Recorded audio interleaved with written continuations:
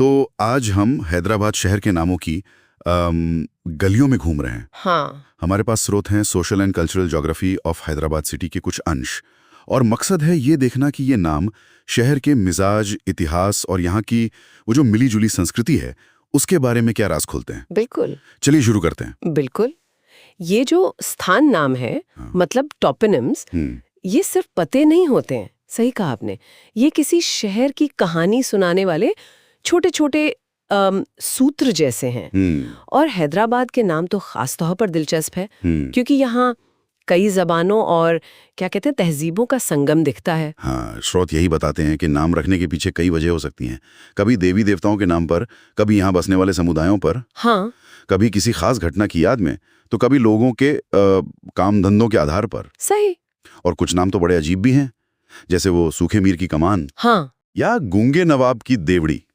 सुनते ही लगता है भाई इनके पीछे क्या कहानी होगी। हाँ, कहानियां तो हैं ही, लेकिन पहले ये देखते हैं कि नामों के अंत में लगने वाले कुछ आम शब्द, मतलब सफिक्सेस जो होते हैं, अच्छा, वो कैसे उस इलाके की पहचान बताते हैं। जैसे गंज, मंडी, बाजार, हाट। हाँ हाँ, ये तो बाजार वाले नाम हो गए। बिल्कुल, ये सब किसी न किसी तरह के बाजार से जुड़े हैं। शाकरगंज हो सकता है कभी शक्कर का थोक बाजार रहा हो। मंगल हाट में शायद हफ्ते में एक बार बाजार लगता होगा। अच्छा, तो ये नाम उस जगह के मतलब फंक्शन से जुड़े हैं। हाँ, बिल्कुल। और कुछ नाम जगह की बनावट भी बताते हैं ना। हाँ। जैसे वो पेट। हाँ, पेट यानी निचला इलाका। हाँ। जैसे बेगम पेट या कुंटा। कुंटा मतलब तालाब के पास की जगह, नल्ला कुंटा। अच्छा, नल्ला कुंटा। और पहाड़ी या चट्टानी इलाकों के लिए गुट्टा, टेकरी, पहाड़। नल्ला गुट्टा, लाल टेकरी, नौबत पहाड़। हाँ, ये तो सुने हैं। बिल्कुल। और इसी तरह गुड़ा। गुड़ा अक्सर किसी बस्ती या छोटे गांव के लिए इस्तेमाल होता है, नारायण गुड़ा जैसे। फिर लोगों की सामाजिक या आर्थिक हैसियत भी नामों में झलकती है। कैसे? जैसे देवड़ी, महल, हवेली, कोठी, कोटला, ये शब्द अमीरों या नवाबों के आलीशान घरों की तरफ इशारा करते हैं। अच्छा, जैसे गोशा महल, किनकोटी। हाँ, अलीजा, कोटला, ये सब। और दूसरी तरफ बस्ती जैसे शब्द, वो शायद थोड़ी मतलब साधारण बसाहट दिखाते होंगे, चिंतल बस्ती। बिल्कुल, यानी नामों से शहर का एक तरह का सामाजिक नक्शा भी उभरता है। हाँ, ये तो है, पर क्या ये फर्क आज भी उतना ही साफ है या वक्त के साथ ये मतलब थोड़े धुंधले पड़ गए? ये अच्छा सवाल है। देखिए, कई मामलों में अब ये नाम सिर्फ ऐतिहासिक पहचान रह गए। उस जगह का मौजूदा किरदार शायद बदल गया हो। हाँ, हो सकता है। लेकिन ये नाम हमें अतीत की संरचना समझने में मदद जरूर करते हैं। इसी तरह कुछ नाम खास समुदायों या धर्मों से भी जुड़े हैं। जैसे वाड़ी, पठानवाड़ी, ब्राह्मणवाड़ी, या गली, ईरानी गली, या टेकरी, हनुमान टेकरी। अच्छा। और यहाँ भाषाओं का जो मेलजोल दिखता है वो तो कमाल का है। मतलब शहर की मल्टीकल्चरल आत्मा दिखती है इसमें। सही कहा, एकदम। देखिए, फारसी का असर आबाद में दिखता है, खैराताबाद। हाँ। तेलुगु का गुड़ा कितना आम है, डोमल गुड़ा। संस्कृत से नगर आया, विद्यानगर जी। हिंदी उर्दू से पुर या पुरा, आगापुरा। हाँ, आगापुरा। मराठी का असर वाड़ी में है, कुमारवाड़ी। अच्छा। यहाँ तक कि अंग्रेजी ने भी अपनी छाप छोड़ी है।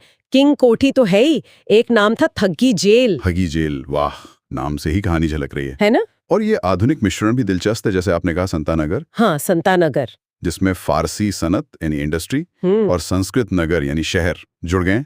बिल्कुल, ये तो शहर के बदलते दौर की कहानी कहता है। सही। हाँ, और कुछ नामों के पीछे की कहानियां तो और भी मजेदार है। जैसे लाड बाजार। हाँ, लाड बाजार चूड़ियों के लिए मशहूर है। हाँ, चूड़ियों और शादी के सामान के लिए। अब ये नाम लाड यानी प्यार दुलार से पड़ा, या गोलकुंडा के किसी सेनापति अब्दुल रज्जाक लारी के नाम पर। अच्छा। या फिर वाइसरॉय लॉर्ड रिपन के नाम पर लॉर्ड बाजार से बिगड़ कर बना, ये पक्के तौर पे कहना मुश्किल है। अरे वाह, तो पक्का पता ही नहीं। हाँ, ये अनिश्चितता भी अपने आप में एक कहानी है। और वो कड़वे साहिब की गली, लगता है वहाँ कोई बहुत ही मतलब तुरंत मिजाज शख्स रहते होंगे। हाँ, मुमकिन है, बिल्कुल। नाम ही गली का पड़ गया। सही में। इसी तरह लल्लागुड़ा का नाम भी दिलचस्प है। जगह असल में रानी तहनियत उन्निसा बेगम के लिए बसाई गई थी, तहनियत नगर। अच्छा। लेकिन मशहूर हुई इसके आर्किटेक्ट लल्ला के नाम से। अरे, ये तो कमाल है। और तरनाका, वो नाम इसलिए पड़ा क्योंकि वहां किसी नवाब के बाग के चारों ओर कांटेदार तार, तार लगे थे और एक चौकी। आर और नाका, तरनाका। अच्छा, जी। तो ये नाम सिर्फ लेबल नहीं है, ये तो इतिहास, भूगोल, समाज और जबानों की जीती जागती निशानियां हैं। हर नाम के पीछे एक परत है, एक कहानी छुपी है। बिल्कुल। और सबसे अहम बात यह है कि नाम चलते वही हैं जिन्हें लोग अपनाते हैं। शाही फरमान या सरकारी आदेश से ज्यादा ताकतवर लोगों की जुबान होती है। अगर कोई नाम लोगों को जच गया तो वही चलेगा, चाहे आधिकारिक नाम कुछ और ही क्यों ना हो। हाँ, ये तो है। ये नामों का एक तरह का लोकतंत्र है, कह सकते हैं। ये तो बहुत दिलचस्प नुक्ता है कि नामों का चलन इतना ऑर्गेनिक है, मतलब लोगों से आता है। हाँ, और यहीं से एक सोचने वाली बात निकलती है। क्या? कि हैदराबाद अब एक ग्लोबल आईटी हब बन रहा है। दुनिया भर के लोग यहाँ आ रहे हैं, बस रहे हैं। हाँ, बिल्कुल। तो भविष्य में जो नई बस्तियां या इलाके बनेंगे, उनके नाम शहर की इस नई पहचान को कैसे दर्शाएंगे? ये सोचने वाली बात है। क्या हमें नामों में और भी नई जबानों का घालमेल दिखेगा, या शायद टेक्नोलॉजी से जुड़े शब्द आम हो जाएंगे? हो सकता है। ये देखना दिलचस्प होगा कि शहर का भविष्य उसके नामों पर क्या छाप छोड़ता है।